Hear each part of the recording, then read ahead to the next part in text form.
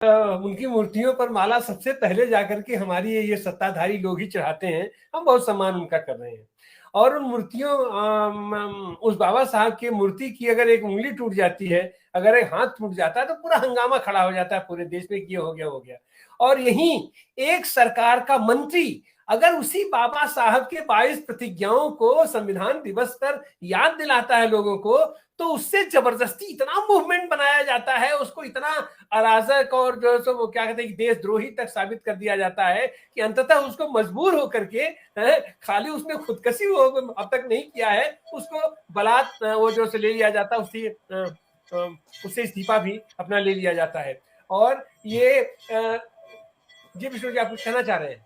हाँ डॉक्टर साहब, इतना ही नहीं, विडंबना तो ये भी है कि आप देखिए कि जो बी टीम तैयार की जा रही, वो ये कह रही कि रुपए के ऊपर अब जो है लक्ष्मी गणेश की मूर्ति होनी चाहिए, फोटो होनी चाहिए। आ रहे आज की आ क्या रहे उस तमाशा बात क्या पर। बना रखा है? इससे किस तरीके की जी सर, चीजें जो है ग्रो कर रही हैं? क्या मैसेज आप दे रहे हैं दुनिया को? जी सर, आ रहे हैं उस पर। और इन सारी चीजों को यह मूवमेंट दे करके इनके धार्मिक लक्ष्यों को पूरा करने के लिए एक आदमी कल्याण सिंह अपनी शहादत दे देता है। और संविधान और जनतंत्र में सबसे क्रूर नाम के रूप में उसको याद किया जाएगा। और उसको भी आप दूध की मक्खी की तरह यूज करते हो, उसके बाद निकाल के फेंक देते हो।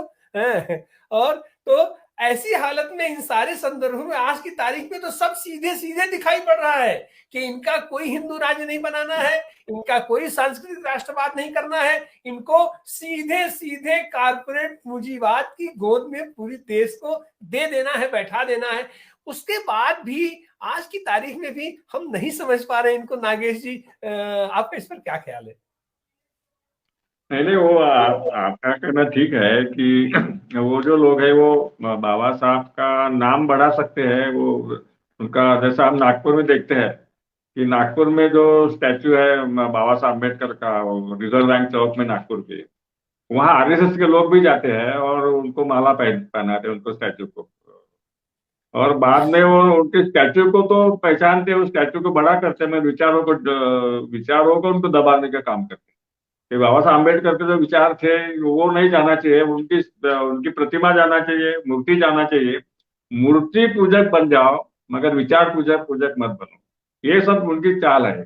इसलिए वो विषमतावादी लोगों के साथ वो बिठाते हैं अम्बेडकर को। जैसा कि हेडगेवार के साथ हेडगेवार और अम्बेडकर की तुलना करते हैं, मोदी और मोदी भी अम्बेडकरवादी है ऐसा बोल देते हैं।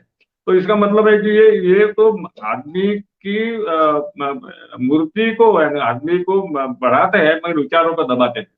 तो ये तो ये जो उनकी चाल है, ये हमारे दलित भी नहीं समझते आजकल की। वो भी बोलते हैं कि बाबा साहब का नाम बड़ा करो। बाबा साहब का नाम बड़ा करने से बाबा साहब के विचार बड़े नहीं होते हैं, विचार प्रभावी नहीं होते हैं। तो ये लोग विचार दबाने का काम करते हैं। विचार को इस देश में समानता चाहिए। बाबा साहब अम्बेडकर ने जो एनालिसिस ऑफ कास्ट किताब लिखी है, या उन्होंने रिजल्ट्स इन हिंदुइज्म जो किताब लिखी है, इसमें वो पूरे कास्ट सिस्टम के खिलाफ उन्होंने अपना जिहाद चलाया। जाति व्यवस्था नष्ट करो, समानता लाओ। इस देश में हम देखेंगे आरएसएस वाले कभी ये नहीं बोलेंगे हम सब बंधु है। अंबेडकर का कहना था कि इक्वालिटी फ्रैटर्निटी होना चाहिए, बंधुभाव होना चाहिए। तो ये जाति व्यवस्था में बंधुभाव नहीं रहता है। वो ऊंचे सोच वाले बोलते हैं कि हम ऊंचे हैं, हमारा वो शूद्र जो है हमारा भाई नहीं हो सकता। ये जो बंधुभाव की भावना है ये इनके दिमाग में नहीं है। इनके दिमाग में ऊंच नीच है, और ऊंच नीच कायम रखना, इसका फिर आप बोलेगा ये जो करोड़पति लोग हैं उनका भी सहारा लेंगे। वो अडानी अंबानी का, अंबानी ऊपर नहीं रहेगा, वो वैश्य करके रहेंगे, वो आदेश उनके पालेंगे।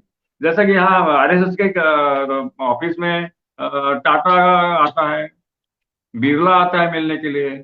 कोई मोहन भागवत कोई टाटा को मिलने को नहीं जाता है। वो बोलते हैं कि हम उससे ऊपर है, हम ये जो पैसे वाले लोग हैं उनको भी अपनी सेवा में लगाते, उनको बढ़ाते भी है और उनकी सेवा में भी लगाते। ये सोचना जब ना, ये पूरे देश में जैसा कि इंग्लैंड हो, अमेरिका हो, वहाँ जो कॉर्पोरेट होता है, वहाँ कोई रिलीजियस आदमी को इतना महत्व नहीं है हमारे देश में जैसा। यहाँ की जाति व्यवस्था ही सबसे सबसे बुरी बात है कि जिसके कारण हम इक्वल नहीं हो सकते, जिसके कारण हम किसको हम बंधुत्व हमारे देश में नहीं है। बाबा साहब अम्बेडकर ने प्रियम्बल में ही कहा है कि फ्रैटर्निटी इक्वेलिटी। ये आरएसएस के लोग बोलते हैं क्या कभी हम सब इक्वल है? वो कभी नहीं बोलेंगे। तो ये जो सामाजिक रचना जो हमारे देश की है उसको बरकरार रखते हुए कारपोरेट को भी बढ़ाएंगे और उच्च नीचता को भी बढ़ाएंगे। तो यही उनका हिंदू राष्ट्र है। तो हमारा हम अगर बहुजन आपका जो बहुजन संवाद है वो बहुजनों में ये संवाद जाना चाहिए, विचार जाना चाहिए कि सब बहुजन एक है, भाई भाई है, कोई उच्च नहीं है, कोई नीच नहीं है। ये जो अछूआछूत है ये सब मनुस्मृति और इनके सभी ग्रंथों की देन है ना।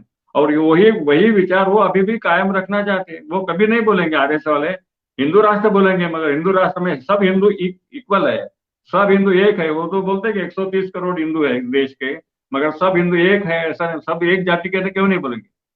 सब सबसे 130 करोड़ लोगों की जात एक ही है, सब मानव है, ऐसा नहीं बोलेंगे। वो बोलेंगे चातुर्वर्ण भी है और हिंदू भी है। तो ये हमको देखना चाहिए, बहुजनों में यही विचार जाना चाहिए कि इस देश को अगर ऊंचा करना है तो मानवता को ऊंचा करना है तो समानता को लागू करना पड़ेगा। सब समान है, कोई ऊंच नहीं कोई नीच नहीं है।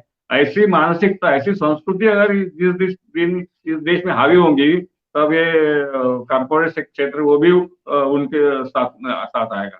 तो ये हमको ये इस प्रकार की सत्ता हमारे देश में कब आएगी? क्योंकि आज जो कल्चरल कंट्रोल है, जो सांस्कृतिक नियंत्रण उनका है, दिमाग पर जो नियंत्रण उनका है, वो दिमाग पर का जो आरएसएस का नियंत्रण है उसको हटाना पड़ेगा।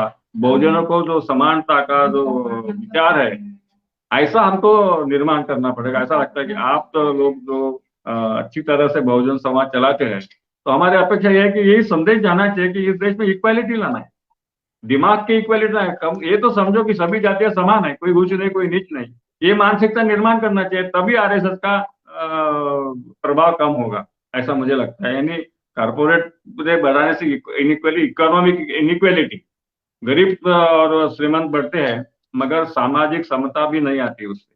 तो कोई हंडवलदार आदमी छुआछूत निर्माण नहीं करता, इंग्लैंड अमेरिका में कोई अनटचेबल नहीं निर्माण होते, गरीब होते हैं मगर ऊंच नीच नहीं होते। तो ये हमारे उच्च नीच का जो हमारे देश में कलंक है उसको मिटाने की जरूरत है, ऐसा मुझे लगता है। धन्यवाद।